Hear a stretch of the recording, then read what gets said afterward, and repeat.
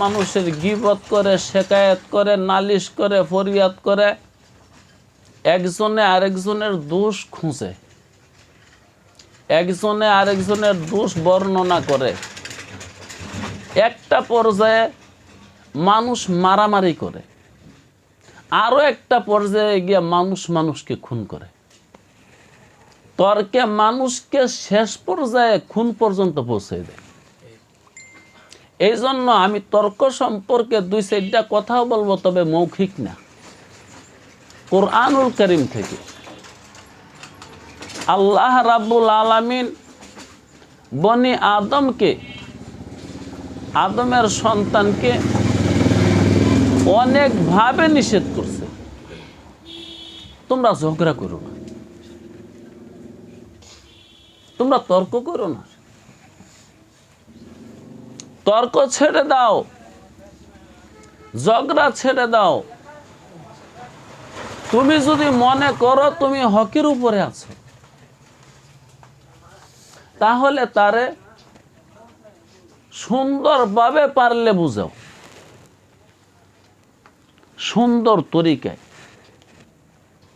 নরম ভাষায়, আদর কইরা, যত্ন কইরা, সোহাগ কইরা, ভালোবাসার মাধ্যমে যদি তারে বুঝাইতে পারো বুঝাও। আর যদি মনে করো তোমার কথা সে শুনবে না, তর্ক হবে, তোমার কথা সে শুনবে না, ফাসাদের সৃষ্টি হবে, তোমার কথা সে শুনবে না, এমনকি এক পর্যায়ে দলাদলির সৃষ্টি হবে, দল থেকে বিভক্তির সৃষ্টি হবে, বিভক্তির থেকে মানুষ মানুষকে মারবে, এমনকি মানুষে মানুষকে খুন করবে। আচ্ছা, আমি যেই কথাগুলো আপনাদের সামনে বলছি, এগুলা কি বর্তমান পৃথিবীতে চলমান না অচল? মানুষে মানুষ খুন করতেছে, প্রথমেই খুন করে ফেলে। ওই যে বললাম, তর্ক থেকে শুরু হয়, তর্ক থেকে শুরু হয়। আল্লাহ রাব্বুল আলামিন কতবার যে নিষেধ করছেন তা আমি সঠিকভাবে বলতে পারবো না, তবে কমাস কম কোরআনুল কারীম থেকে আমি এখন 5টা আয়াত আপনাদেরকে শোনাইতে পারবো। 5টা সূরার মধ্যে 5টা আয়াত নাজিল করে দিয়েছেন আল্লাহ। তোমরা তর্ক করো না। এই জন্য তর্ক করা জ্ঞানীর কাজ না, তর্ক করা, ঝগড়া করা এগুলো জ্ঞানী মানুষের কাজ না। ও মিয়া, কোরআন তো এমন কথাও বলছে, উচ্চ সুরে কথা কইও না। ঠিক আছে, যদি কারো সাথে কথা বলতে হয় সুন্দরভাবে, ভদ্রভাবে, নম্রভাবে, যুক্তির মাধ্যমে, বুঝের মাধ্যমে, শান্তভাবে কথা বলো।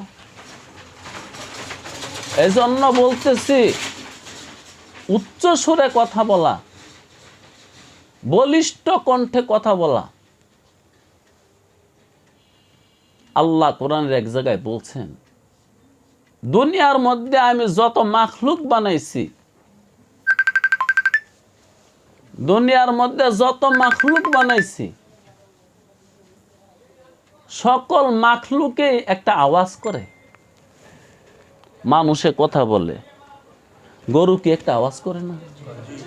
ছাগলে করে না? মোরগে, মুরগি, হাঁস, কবুতর, পশু হোক পাখি হোক, সবাই কিন্তু একটা আওয়াজ করে। সবচেয়ে কর্কশ এবং মন্দ আওয়াজ হলো গাদার আওয়াজ। এটা কোরআনে লেখা আছে। সৌতাল হামির, গাদার আওয়াজ। গাদা যখন চিল্লান শুরু করে, আশেপাশের মানুষ অস্থির হয়ে যায়।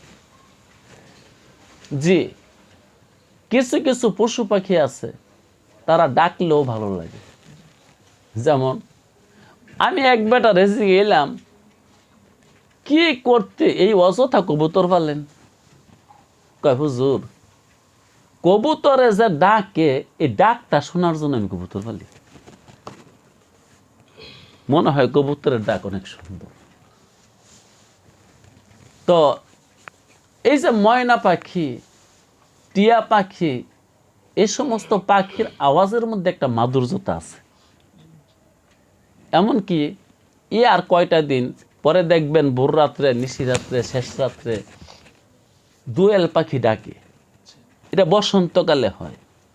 ওই আওয়াজটার মধ্যে একটা মাধুর্যতা আছে, একটা শান্তি আছে। আল্লাহ তার মধ্যে একটা সুর দিছে, একটা গান দিছে, যেটা আমরা বলি পাখি গান করে। বসন্তকালের দিনের বেলায় কোকিল ডাকে।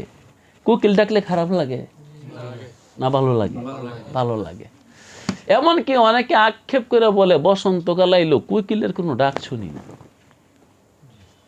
তাহলে অনেক পশুর ডাক, অনেক পাখির ডাক, এটার মধ্যে মায়া আছে, এটার মধ্যে একটা স্বাদ আছে। ওইটা শোনার জন্য অনেকে এটাকে লালন পালন করে।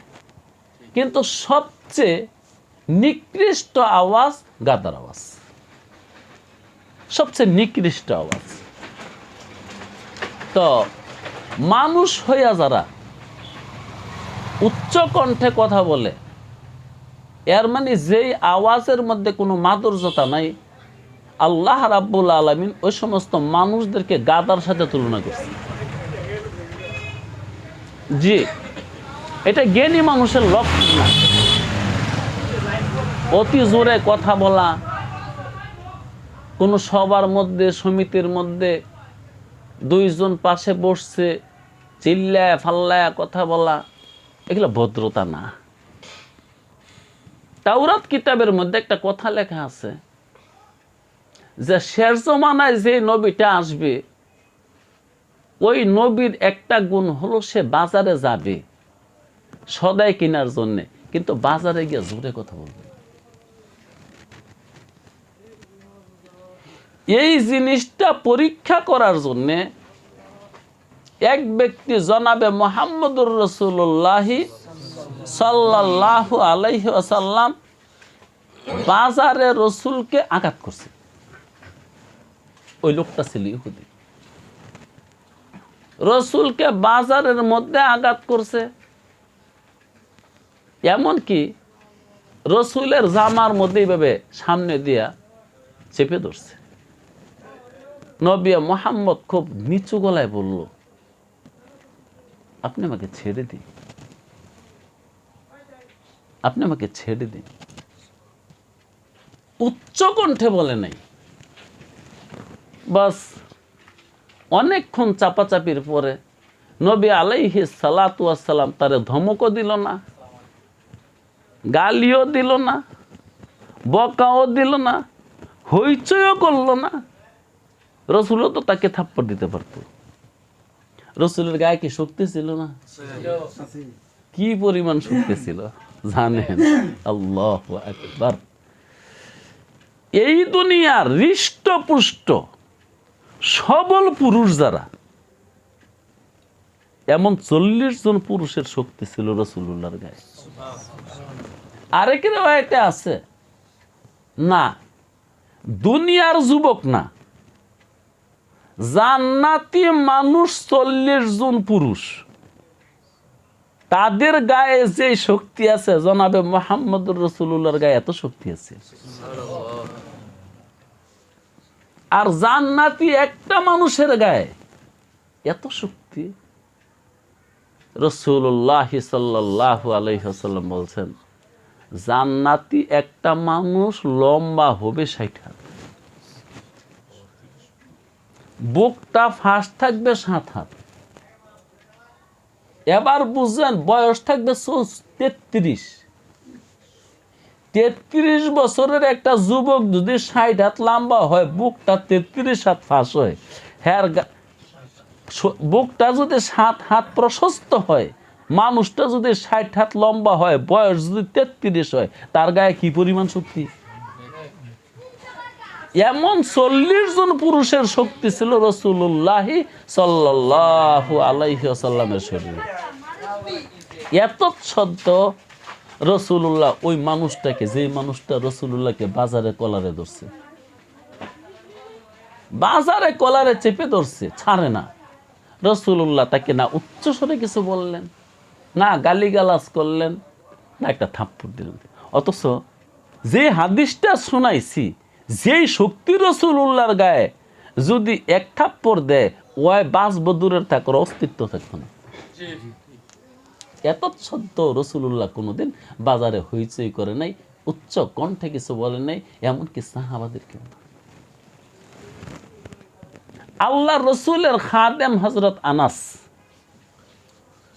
আনাস বলেন, আমি এবং আমার মা দুইজনে মিলে রসুলের খেদমত করলাম। আমি খেদমত করছি রসুলের, আর আমার মায় খেদমত করছে রসুলের স্ত্রীদের। মায় পুতে দুইজনে মিল্লা রসুলের ঘরের খেদমত করলাম 10 বছর। আমাদের কোনো ভুল হইলে, কোনো কাজ করতে গিয়ে কোনো জিনিস ভেঙে গেলে, পইরা গেলে, নষ্ট হইলে, রসুল্লাহ উফ শব্দটাও বলে নাই। আমরা বলি না অনেক সময়, এটা কি করলি, এই বেটা কি করলি, এমনকি আরো কতই না কথা বলি। চোখ নাই লগে, দিশা নাই, মানে আরো আমরা কতই নিচে নেমে কথা বলি, নোংরা কথা বলি। হযরত আনাস বলেন, আমার হাতে কত জিনিস তো নষ্ট হয়েছে। কাজ করলে তো নষ্ট হওয়াটাই স্বাভাবিক। আরে কাজ করতেছেন, এক গ্লাস পানি পড়ে যায় না, হয় না এরকম? আমাদের এখানে তো অনেক সময় হয়। রসুল্লাহ বলেন, আনাস বলেন, রসুল্লাহ কোনোদিন আমাকে এই কথাটাও শিখায়নি, এটা কি করলা। যদি কোনো সময় রসুলের স্ত্রী যারা আছেন তারা যদি আমাকে ধমক দিত, এটা কি করলি, রসুল্লাহ বলতেন, থামো থামো, কি বললা, তারে ধমক দিলা কেন? আল্লাহ রাব্বুল আলামিন এমনটাই লিখে রাখছিল আমাদের ভাগ্যে, আর এমনটাই হয়েছে যে তার হাতে আজকে এই জিনিসটা ভেঙে যাবে, তার হাতে এই জিনিসটা আজকে নষ্ট হয়ে যাবে, তার হাতে আজকে এই সমস্যাটা ঘটবে। এটা হাজার হাজার লক্ষ লক্ষ বছর আগে আল্লাহ ফায়সালা করছে, তাই আজকে ঘটছে। তার ধমক দিও না। তো যেই হাদিসটা বললাম, ওই যে ইহুদি রসুল্লাহকে চেপে ধরলেন, কলারে ধরলেন, হ্যাঁ, অহেতুক যদি একটা মানুষেরকে এইভাবে চেপে ধরে, কলারে ধরে, আমরা হইলে মনে হয় যে মানে রক্ত বের করে ফেলতাম। শরীরে শক্তি না থাকলেও দাঁতে কামড়ায় ধরতাম। এবার বুঝলেন মুহাম্মদুর রাসূলুল্লাহ কত ভদ্র মানুষ। আল্লাহ আল্লাহ ওয়া আলাইকুম আসসালাম। ওই ইহুদি পরের দিন আসছে। ওই মানুষটা যদি পরের দিন আপনার বাড়িতে আসে, জায়গা দিবেন, বসার কথা বলবেন, সর্বনাশ। আপনার উপযুক্ত ছেলে মেয়ে যারা আছে ওদেরকে বলবেন, এই রে দর। ওই লোকটা আসার পরে রাসূলুল্লাহ সাল্লাল্লাহু আলাইহি ওয়াসাল্লাম বললেন, আসেন বসেন। এটা মুহাম্মদের চরিত্র। তু কুজাওয়া সুন্নতে আহমদ কুজা, তু কুজাওয়া সুন্নতে আহমদ কুজা। কোথায় তুমি আর কোথায় মুহাম্মদের আদর্শ? হ্যাঁ, আরে মিয়া, আমাদের তো পান থেকে চুনখান পড়ে গেলে রাগের চোটে কি বলি কি করি তার ঠিক নেই। আল্লাহ পরের দিন আসছে, ওই ইহুদিকে রসুল বলতেছেন, বসেন, তাআল, আসেন, আসুন, ইজলিস, বসুন। আল্লাহু আকবার। তু কুজা ওয়া সুন্নতে আহমদ কুজা বা মুহাম্মদ কাইবুয়াদ নেসবত তোরা। বলেন তো, মুহাম্মদী চরিত্রের সাথে আমাদের কোন মিল জিলা আছে? এই যে শুনলেন কিছু, আসলে কোনোটাতেই নেই। আমার মাথার চুল থেকে আমার পায়ের পাতা পর্যন্ত কোনোটাই মিল নেই।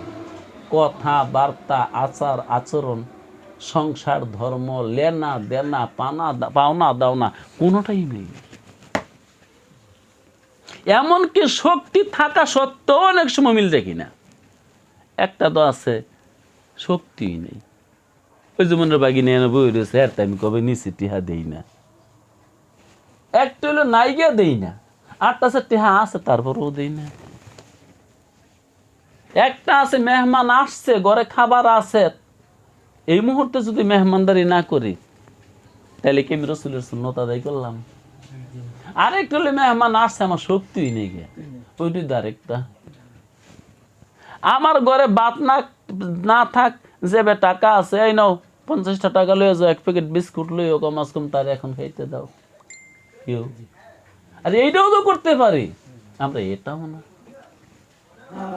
আল্লাহ তু কুজাওয়া সুন্নতে আহমদ কুজা, তু কুজাওয়া সুন্নতে আহমদ কুজা, তু কুজাওয়া সুন্নতে আহমদ কুজা, বা মোহাম্মদ কাইবুয়াদ নেসবত তোরা। কোথায় তুমি আর কোথায় মোহাম্মদের সুন্নত? তোমার সাথে মোহাম্মদের কি মিল আছে? তো ওই ইহুদি পরের দিন আসছে, রাসূলুল্লাহ বলেন আসেন। মেয়েও তাও কালামুখ করে না। মা আয়েশা সিদ্দিকা রাদিয়াল্লাহু তাআলা আনহা বলেন,